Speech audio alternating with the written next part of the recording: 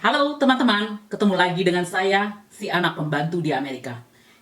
Jadi hari ini topik kita adalah edukasi membuka mata kita semua. Oke, jadi video kali ini penting untuk teman-teman yang mempunyai atau sudah mempunyai suami bule atau istri bule atau apa saja ya, yang pokoknya kawinnya kawin silang, atau teman-teman yang mau berencana menikah dengan bule ya, atau kawin silang ya. Jadi ini adalah legal documents ya, yang saya dapat dari pengacara saya, oke? Bukan pengacara saya, pengacara yang kami tunjuk ya, lebih tepatnya. Ini baru kami dapatkan tahun kemarin, bulan 8. Mungkin teman-teman tanya, kenapa saya memutuskan, bukan saya, suami dan saya memutuskan kita mengambil jalan jalur hukum ya untuk masalah ini ya. Karena begini ceritanya. Waktu itu bulan 7 tahun kemarin saya itu adakan ini ya, perpisahan sama teman saya. Kebetulan teman saya di sini Indonesia, orang Indonesia, sahabat tercinta, balik ke New Zealand ya. Jadi suaminya orang New Zealand. Nah, kita makan siang waktu itu ada 3 orang perempuan ya. Jadi istri ya. Dan mereka semua pada kawin silang ya. Jadi yang Indonesia cuma dia, satunya orang Meksiko, suami New Zealand, satunya orang Malaysia, suami Amerika ya. Jadi semuanya kawin silang. Nah, yang satu perempuan itu sama dia sama-sama suaminya kerja di perusahaan yang sama. Dan dia sama temennya itu suaminya sering travel, jadi dipindah-pindah tugaskan gitu. Nah, kebetulan dia kerja di perusahaan-perusahaan besar ya. Aku karena memang siang lapar, maklum ya teman-teman ya, body yang kayak bina apa? Pengangkat besi kayak gini ya. Itu kan kalau udah jamnya makan ya. Jadi saya asik makan, teman-teman itu pada bercerita, langsung saya tanya nih. Kalian ceritain apa sih kok rame banget? Bilang. Terus dia ngomong, "Loh Erna, kamu punya nggak sama suamimu trust atau will gitu?" Aku nggak ngerti apa itu, memang nggak tahu. Ya, karena waktu dulu saya sekolah, saya ngambil hukum itu dua mata pelajaran itu semuanya mengenai business law. Jadi tidak ada yang namanya civil law atau yang masalah rumah tangga atau masalah apa ya, pokoknya yang sekitaran rumah tangga ya, yang dibicarakan waktu itu untuk semuanya bisnis gitu. Jadi singkat cerita dia bilang, "Oh Erna, kamu mesti ini buat," dia bilang kayak gitu. "Kalau kamu memang nggak mau will, pergi aja trust dulu," gitu. Dan jadi singkat cerita, ada orang Indonesia, saya tidak tahu suaminya dari mana, teman kerja juga dia ya. Suaminya tuh meninggal teman-teman. Aduh, katanya tuh suaminya meninggal ya. Terus dia tuh, si bininya ini nggak kerja ya. Terus keuangannya, asetnya itu dibekukan sama pemerintah. Kalau nggak salah itu kejadiannya di Amerika. Atau di daerah mana, kayaknya di Amerika deh waktu itu kan. Pokoknya yang saya ingat itu adalah aset dia di freeze, jadi dia tidak ada akses sama sekali ke uang ya waktu itu. Kamu bayangkan aja ya, hidup di negara maju yang semuanya serba cuan-cuan ya, tahu-taunya kamu nggak bisa akses ke duit, kamu nggak ada pekerjaan, gimana, gila nggak itu? Malah bill tiap bulan harus bayar ini, harus bayar itu, harus bayar ini, ya nggak? Nah, sampai teman-teman ya, si mbaknya yang orang Indonesia yang suaminya meninggal, yang bersuamikan bule itu, sampai dibantu sumbangan sama teman-teman kerja untuk ngebantu dia, bayangkan. Nah, memang ketiga perempuan ini ya, dia udah ada trust ya. Jadi mudah-mudahan aku pronounce-nya benar ya. Trust ya. Dia udah punya itu. Baru dia bilang gini, "Oh ya, kamu ini aja apa ajukan ini aja dulu," gitu ya. Pokoknya singkat cerita, aku pulang ke rumah, aku ceritakan sama suami saya apa yang terjadi. Nah, nggak tahu suami saya itu malah take it seriously ya. Jadi dia nggak tahu lah. Pokoknya kalau udah safety ke bini itu dia pasti prioritas. Dia nggak tahu masalah ini sebelumnya. Dan dia research. Nah, kebetulan kakak ipar saya atau kakak dia itu tinggal di Seattle ya, dan dia ada bekerja di kantor law firm di Washington ya. Jadi dia tiap hari urusannya case lah ya. Dia tanya lah sama kakak ipar saya, minum dulu ya.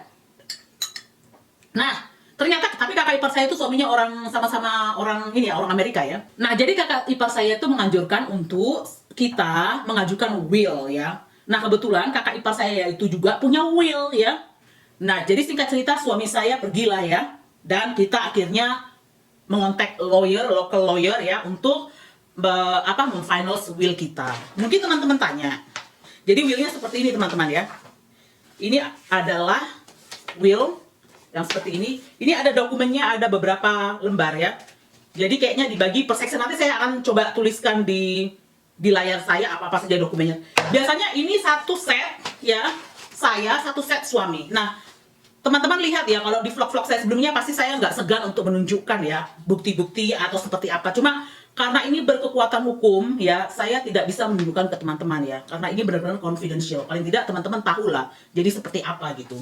Nah, Mungkin teman-teman nanya sama saya, jadi kenapa kita akhirnya memutuskan untuk mengambil will ya, dan menggunakan lawyer. Memang sih kalau kamu ngambil will menggunakan lawyer itu cost-nya lebih banyak, karena kamu harus membayar pengacara kan, dan di pengacara itu bukan pengacara saja tanda tangan, jadi pengacara ada attorney, kalau nggak ada ini siapa? Oh, pengacara, notaris, sama dua saksi ya. Nah, kalau trust itu kalau nggak salah kamu cuma butuh 2 saksi sama notaris ya, kalau nggak salah ya. Nah, kenapa kita pilihnya will dan kenapa kita akhirnya mengambil jalan hukum ini? Karena begini teman-teman, di negara maju itu hukum tidak sama seperti Indonesia ya. Betul-betul hukum itu di sini itu tegak sekali. Terkecuali ya, kamu anggap remeh, kamu kawin banyak duit, suami orang kaya ya, kamu pas suami meninggal, kamu bisa ngambil pengacara termahal. Tapi sekali lagi, itu tidak semudah itu, karena kalau urusan aset atau duit itu, teman bisa jadi lawan, saudara pun bisa jadi lawan ya. Oke, jadi kenapa akhirnya kita mengambil will? Nah, will itu bersifat final. Jadi ketika saya dapat dokumen ini langsung dikirim ke court di sini. Bahasa Indonesia court apa ya? Court itu, aku harus Google dulu. Aduh Tuhan teman-teman, kelihatan sekali ya betapa bodohnya saya, sampai court aja, court, saya tidak tahu bahasa Indonesia apa. Court itu pengadilan, oke? Oke. Ketika suami saya sudah menandatangani surat ini, surat perjanjian ini, yang namanya will ya, pengacara menandatangani, saksi menandatangani, ada notarisnya di situ ya. Ini dokumen langsung dikirim ke pengadilan ya. Jadi saya ada kopi, pengacara saya ada kopi, pengadilan ada kopi. Jadi kalau suami saya meninggal atau saya meninggal, tidak ada yang bisa mengklaim harta apapun, tidak ada yang bisa mengklaim apapun, karena pengadilan sudah dapat instruksi dari saya dan suami seperti ini maunya. Nah, mungkin teman-teman bilang ya, kan saya istri, jadi saya otomatis dong dapat harta ketika suami saya meninggal. Tidak seperti itu kalau itu terjadi, atau tidak seperti itu kalau kamu berada di negara maju ya. Ini yang saya bicarakan Amerika, karena kebetulan saya di Amerika ya. Jadi untuk kamu-kamu ya yang suami pernah punya anak ya, ketika kamu menikah, harta suami sebelum menikah ya, itu otomatis, contoh, kamu menikah sama suami kamu datang ke Amerika, kamu masuk rumah. Jadi kamu cuma bawa tas ya ke Amerika. Suami kamu udah ada mobil, suami kamu ada kapal pesiar, ada trailer, rumahnya gede, tanahnya banyak. Itu otomatis ya, kalau kamu tidak ada will atau trust ya, itu otomatis lari ke anak ya. Itu sudah hukumnya di Amerika seperti itu. Kamu bisa tinggal di tempat situ, tapi kamu tidak ada hak untuk menjual barang itu, karena yang berhak menjual barang itu adalah anak-anak suami kamu ya. Untuk itu makanya pentingnya adanya will ya. Nah yang kedua, trust itu ya, itu bukan bersifat final. Contoh, suami kamu semasa hidup, dia bisa mengeluarkan trust sebanyak-banyaknya. Dia mau keluarkan surat itu 100 kali ke 100 orang berbeda, dia bisa ya, dia berhak ya. Jadi ketika suami kamu mati, yang 100 orang itu bisa datang ke pengadilan, hey saya punya ini dari suami kamu juga yang mengatakan seperti ini, mereka bisa mengklaim. Jadi tidak semudah itu gitu loh. Dan trust itu juga sekali lagi yang memutuskan itu pengadilan. Jadi apa yang ditandatangani suami kamu itu bukan final ya. Jadi tetap pengadilan yang memutuskan. Yang paling terpenting adalah timing ya.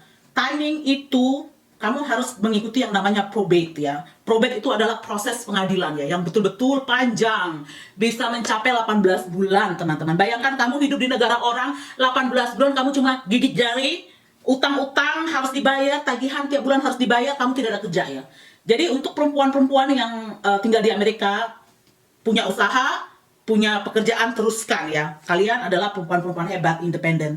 Jadi yang seperti kalian itu tidak perlu banyak khawatir, karena suami mati pun, suami meninggalkan kamu pun, kamu tetap bisa independen. Jadi tidak sama perempuan yang kasarannya tiap bulan kita cuma begini ya sama suami. Itu paling tidak ada sedikit freedom lah. Jadi yang ditakutkan ini perempuan yang tidak punya pekerjaan, tidak punya edukasi ya, yang cuma tinggal di rumah, tiba-tiba tidak ada kekuatan hukum untuk melakukan apa-apa pas suaminya meninggal. Itu sih sebenarnya yang lebih diutamakan. Terus itu yang kedua ya. Terus itu yang kedua yang paling penting nih ya, saya mau sarankan untuk teman-teman ya. Untuk kamu-kamu yang punya suami bule, khususnya untuk kamu-kamu yang tidak bekerja, yang tidak mempunyai income ya. Saya sarankan kalau bisa kamu mempunyai joint account. Jadi suami kamu punya 100 accounts ya, bank accounts ya, kalian harus kalau bisa join di sana. Ya, kenapa? Karena kemungkinan besar, ini bukan kemungkinan besar ya, ini sudah pengacara saya sendiri yang bilang, kenapa si perempuan ini tidak bisa mengambil duit ya, pas suaminya meninggal itu ya, karena akunnya itu atas nama suami dia, bukan joint account. Jadi kayak saya punya joint account sama suami saya ya. Suami saya meninggal, saya tidak akan gigit jari. Kenapa? Karena saya masih bisa mengakses ke bank account itu. Nah, si perempuan ini kenapa dibekukan akunnya? Karena perempuan ini tidak ada namanya di bank account itu. Jadi seperti itu case-nya ya teman-teman. Jadi pengacara saya sendiri yang bilang. Jadi ini bukan saya buat-buat ya. Jadi saya anjurkan untuk kamu-kamu yang cuma sebagai ibu rumah tangga ya. Saya tidak menyepelekan lah job ibu rumah tangga. Cuma teman-teman harus pikirkan juga safety kalian ya, apalagi kalian hidup di negara orang ya, bukan di negara kita sendiri. Kalau negara kita sendiri kita susah, kita tinggal ketok tetangga sebelah, tolong kasih nasi sebungkus, bisa. Di sini mana ada yang seperti itu. Everything is money, oke? Nah, itu mengapa kalau bisa semua bank account ya kalian harus ada nama di situ. Paling tidak kalian harus join account. Ingat, join account. Jangan mau dibodoh-bodohin nama suami bule. Kalian juga harus pintar, oke? Nah, yang paling penting ini saya akan tunjukkan. Kalau suami kalian bersikeras ya, tidak mau join account ya, maksudnya dia nggak mau nama kamu ada di account dia ya. Suami kamu harus ngasih ini ya.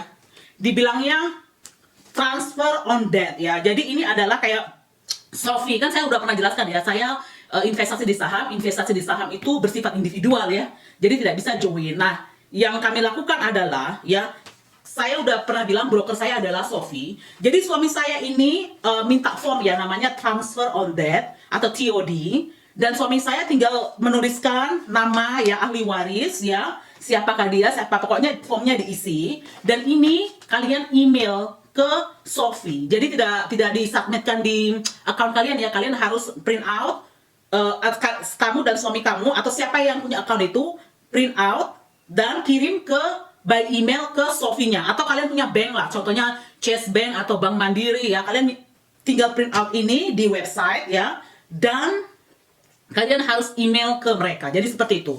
Dan pengacara saya juga sudah bilang, jadi bank account itu tidak tertera di will ya, karena bank account atau semua yang bersifat account itu seperti saham account, apa saja lah ya, ETF ya, itu kalian tinggal ngeprint ini dan mempunyai hukum yang sama dengan will. Jadi seperti itu ya pengacara. Jadi di dokumen will ini itu cuma tertera basically-nya ya, 2 poin yang paling penting itu adalah kematian ya.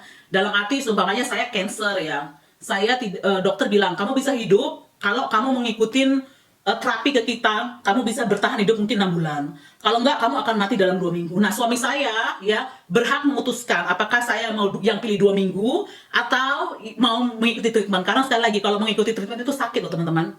Sakit kamu melihat orang yang kamu cintai itu suffer ya, itu kamu gak akan bisa menikmati hari-hari itu. Jadi aku bilang sama suamiku gitu, kalau seumpamanya kita sakit ya, diantara kita sakit, mudah-mudahan jangan. Jadi kami mau ini aja, spending quality time sama-sama. Jadi nggak mau saya namanya melihat suami saya harus, atau saya harus di tempat tidur ya, di rumah sakit suffer gitu, disuntik-suntik. Itu saya dan suami memutuskan tidak mau seperti itu gitu loh. Paling tidak kita mau menikmati waktu sama-sama. Atau kalau seumpamanya ya suami saya sakit atau saya sakit, saya tinggal life support ya. Jadi basically-nya saya brain dead. Jadi nggak bisa ngapa-ngapain. Aduh, kelilingnya sampai mati.